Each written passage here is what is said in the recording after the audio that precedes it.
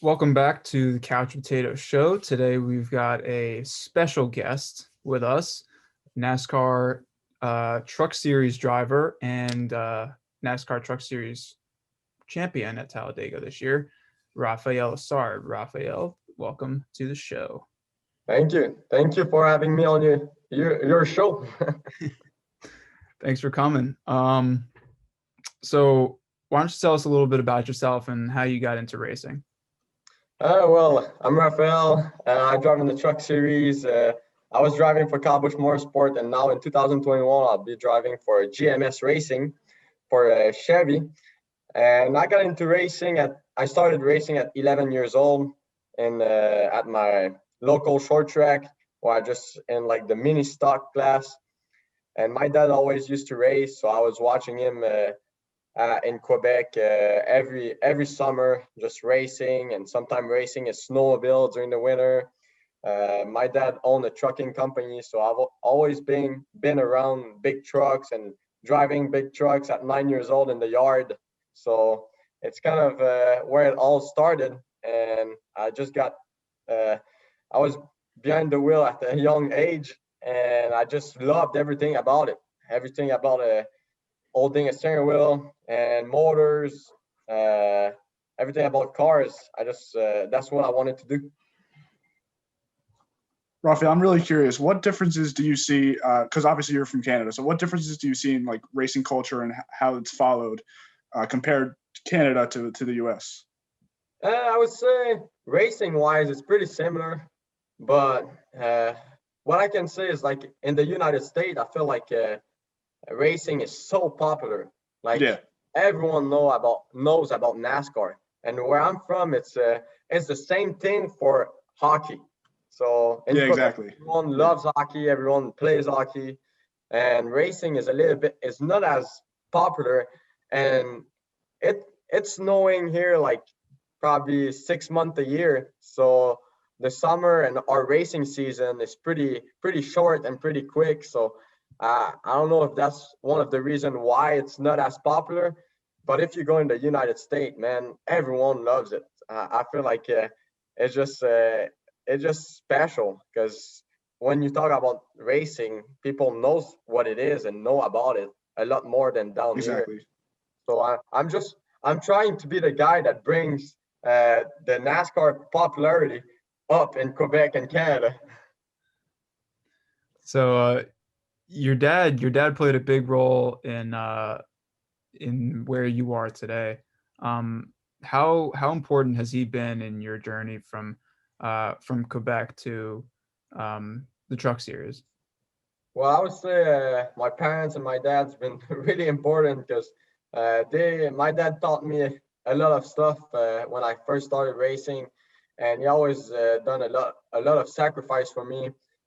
Didn't sleep a whole lot. He's been pretty busy, just trying to get his business going as well as possible, just so I could go race, and also just traveling around. Like my dad owned a trucking company, so he's been behind the wheel of a truck, a big truck, his whole life, and he's a trucker. So he's been. We would go race, and he wouldn't sleep for 36 hours It's insane. straight. Like it was insane. We would go from Quebec to like South Carolina straight driving, and then race and come back the same night. It was Jeez, my, yeah. my dad is pretty crazy on that part. He's like nonstop. So that's pretty cool. But yeah, they've done a lot of sacrifice, and uh, I don't think a lot of people would have done the same sacrifice because, like, if I compare it to a lot of other drivers, uh, they have a lot of money compared to where I'm from. So it's pretty crazy. But I got fortunate enough to bring a good sponsor with me and some a group of investors that are behind me since the beginning. So my if it was all about my parents, uh, I couldn't have run the truck series this year, that's for sure. So thanks to everyone for the support, but my parents are the one that got me going into racing 100%. Awesome. I want to move into the present a little bit now. What difficulties do you have now with COVID and in the U.S. and traveling in between U.S. and Canada? Because we know that like basketball teams and professional sports teams don't really get to travel so that much. So do you find that difficult during this time?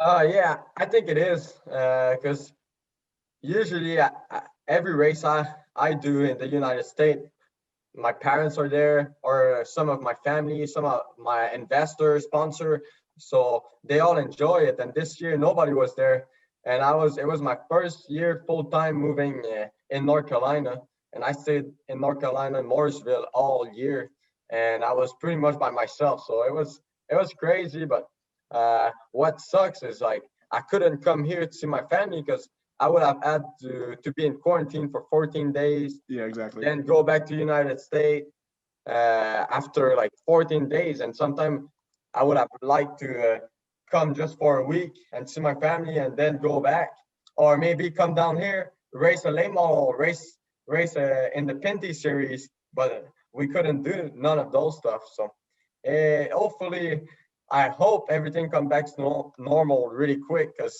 it makes it way easier for us. Yeah, don't we all wish it was normal, honestly? Yeah.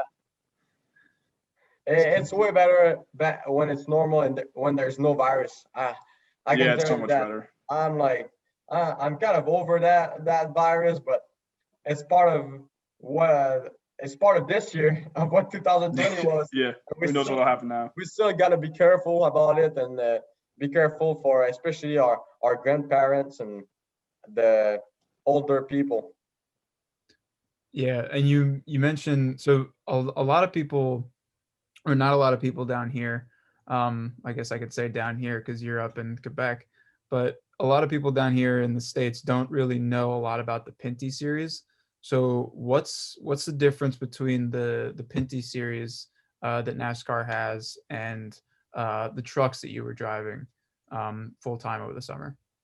I would say the Pinty series cars are pretty particular. Like I would say they don't have much brake. The brake are not that great.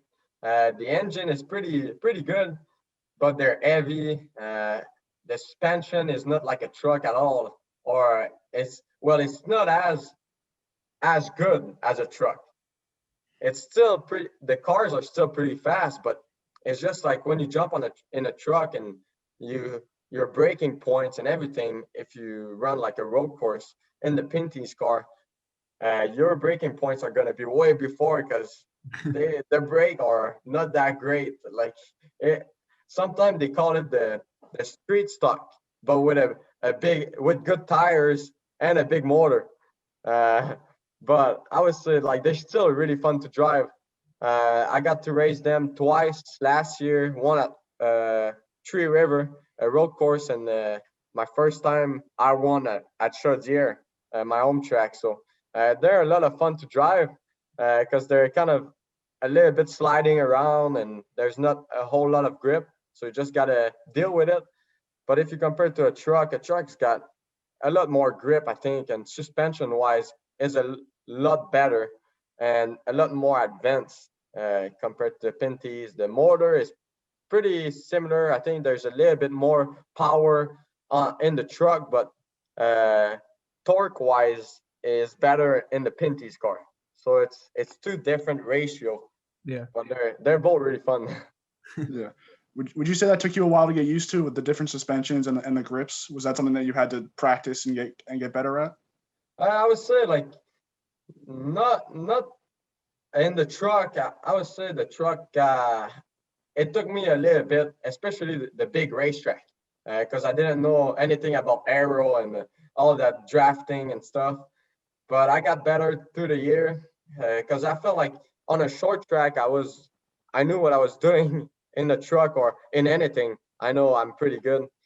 But if you compare like what I've done the most is the super late model, and it's got like 650 horsepower and Yeah. it's so light.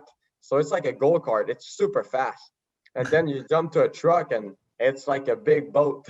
So compared to a super late. So you for sure gotta drive every car, you drive them a little bit different, but they're still race cars. So as a driver, you want to be able to adapt pretty quick and be good in anything you jump in. So having driven a full season for KBM, what's what's your favorite track that you drove at this year? It's hard to tell. I mean, usually my favorite one is the next one I go to, but because I'm so ready for it, and I just focus everything I got in that racetrack. But Darlington was actually awesome. I thought I had so much fun there, and it's like everyone was telling me, man, it's a tough track for rookies, and I thought I performed really well. And like my first time there, no practice, and nobody knew what to expect, and we were running the top 5 and top 10 most of the race, and we had a good race going on, and we pitted at the end with 2 to go and went from like 13 to 6th place side by side with a guy in 5th place at the line. So it was what was the most fun about that place was turn 3 and 4 running right beside the wall at the end. Yeah, that's Like, awesome. I'm telling you, it was that close to the wall, and you could really feel like the air bubble creating, so you can gain more speed running by the wall. But it was something special for sure. Was that the first Darlington race back after the quarantine? I'm not sure. I don't think so, because the first one, the first time the Cup Series went, we were not there, I think. Okay. So, because they raced there 3 times, I think, this year. Yeah, I think it was 2 in the regular season and then 1 in the playoffs, I think it was. Yeah, I think so. They went there instead of Sonoma, I think. Yeah. Or was it the I don't remember. Yeah, I think so. But so you drove for KBM. What's it like driving with Kyle as your boss, and like how much of a role does he play in like your like week to week race prep? I think he was a good help.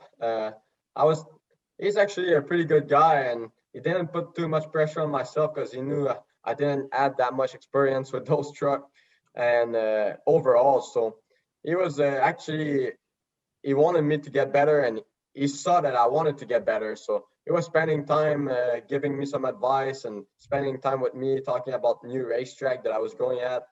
And he was actually really good. And I enjoyed my time with Kyle Busch Motorsports the last 3 years. I had a bunch of we had some success, and we were always really fast. And now I got a new adventure with GMS, but I'm really thankful for everything that Kyle have done for me and Toyota the last couple of years. You actually just took my next question. I was going to ask you why you're so excited to be with GMS Racing now and what you see in that kind of opportunity. I would say we were looking at some option, and like we wanted to maybe go back with KBM, and Kyle wanted me back. Toyota also wanted me back, but we were looking at some long-term stuff, looking at my career, what's next, and if the options are better with Chevy, or looking at everything. And we ended up going with the GMS because I thought the Chevy development program got way better the last few years, especially the last 2 years, and it showed this year because it was really, really good. And they finished 1 through 3 in the championship. And this next year I'll be working with Josh Wise. I think he's a huge help for all the drivers, being a driver coach. And I'm just excited to try something new. Sometimes changes help, and I feel like for my future, it's opening up a little bit more opportunity for me, and I'm really looking forward to it. Have you gotten a chance to speak with your new teammates yet? Well, I spoke with them this season a little bit because I know them from like Chase Purdy was my teammate at DGR when I was running super late. After that, Tyler Ankrum, Zane Smith, I've raced against him in super late going up a bunch.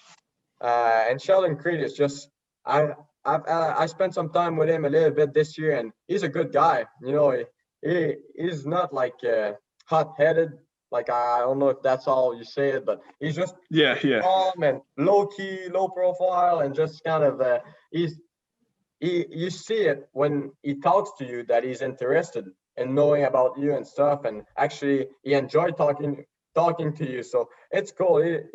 He's a really good guy, and I was really happy for him to win the championship because I think he deserved it.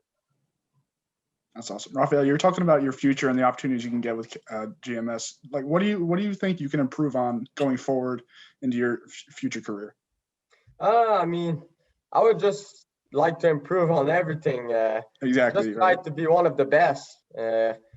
Like I said, I'll be working with Josh Wise, and I think like mentally he's gonna help me a lot, and knowing what I need to do in a race, and just him putting some thought in my mind that I never thought about before, and just working with a team with a driver coach at the same time is probably gonna help me a lot.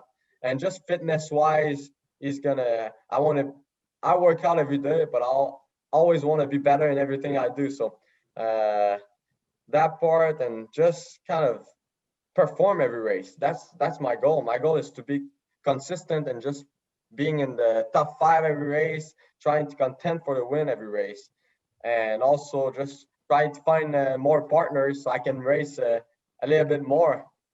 Awesome. So it's on topic this week. I don't know if you saw the Romain Grosjean's F1 crash the other day. Yeah. Exactly. Or something else. Oh. Yes. So take me through what like a driver's mind when you're totally out of control of a race car, and you know that like you're going toward a wall at 100 and something miles per hour. It's pretty special. I can tell you that it's like the most helpless feeling. Yeah. Like there's nothing you world. can do. Yeah, nothing you can do, and all you can see is the wall coming to you, and you're like, "Oh, that's gonna hurt." But exactly. Yeah, it's just like when you're in the corner and you blew it right front, it just goes straight into the wall, and there's nothing you can do. So just hope for the best at that point. Oh yeah. You just let go the steering wheel, and you press the brake pedal, and then you try to let go before hitting the wall so you don't break your feet or something. But it's crazy. You never know what's gonna happen, and that stuff and what happened to Grosjean is pretty crazy. I mean, he got lucky, and I'm glad he got lucky, because I feel like those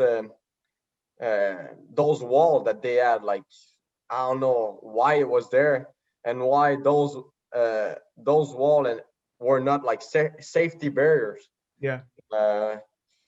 So that kind of sucks, because I felt like that made the car break in half and cut in half. Like if it would have cut a little bit further in front, it was him. Yeah, it wouldn't have been good. No, it's not good at all. But it showed that if that accident would have happened a couple of years ago, he probably would not be there anymore. So it showed that they still progress every year and get better safety wise. So that's really cool. But it's just something that you see when you're a driver, you see that stuff and you're like, and then you try to forget about it as quick as possible, because when those stuff are in your mind, sometimes it can slow you down because it's in the back of your head and you're like, you're kind of hesitant. So you just want to get scared. I'm not scared, but you get a little worried that's going to happen again. Forget about it. And when you're in the car, you just focus on doing what you do and try to be as fast as possible. So I see the poster behind you. So I had to, and we had to bring it up. What was it like getting that first win at Talladega of all places? It was great. It was amazing. I feel like you sacrifice a lot in your career, and you work every single day, and I work every single day trying to have moments like this and trying to make it happen. So it was you appreciate when it happens, and it felt so good, and it got my confidence up a lot, and I felt like by the end of the year, we were performing really well, and I thought we were having better result than we had most of the year. So I feel like it was about me getting more confidence and learning a lot, but especially my team. My team just, I think it's been a long time since they won the race. So Talladega was good for them and good for their confidence, and I was just happy to be part of it and to win my first Truck Series race at Talladega. I would have never thought about that one. Like I thought I would have won maybe in a short track or oval race at least, but like super speedway like this, that's crazy. My second super speedway ever. I was happy. We executed perfectly that race. Did winning at Talladega with the name, it's one of the most well-known tracks in NASCAR, did that add something special for you? Was that a special track to win at? Yeah, for sure, especially with the movie. Exactly, right? Take a take. I wanted to do I thought about something funny to do on TV, but I was like, yeah, I should probably not do that. might get interesting. I should have gone like, I don't know what to do in my hands. That's awesome, man. We weren't sure if you knew the movie, man. We didn't know. Yeah, because I was like, maybe not everybody saw that movie, so right? Yeah, it might get confusing. We were saying the same thing. We were like, we want to ask you a question, maybe. We didn't know if you seen the movie or not. Yeah. It's cool. I thought about it, but I was like, yeah, I'm not sure if everyone's have seen the movie. All right, I'll do it. But if some people that were like, what the heck? Like, what does that mean? What is that guy doing? Yeah. You should have done the when you won. You should have before you got to the finish line. Should have just gotten out of the car and just ran. Oh yeah, that would have been a good one too. Yeah, there you go. Maybe one day if I win again at Talladega, I'll do it. Hey, there's always a second one, right? Yeah, that's right. So so diving deeper into that race, because there was a lot of things that went your way near the end. But to start it all off, you and the rest of the KBM guys, you guys stayed out and waited an extra lap to pit at the start of the last stage.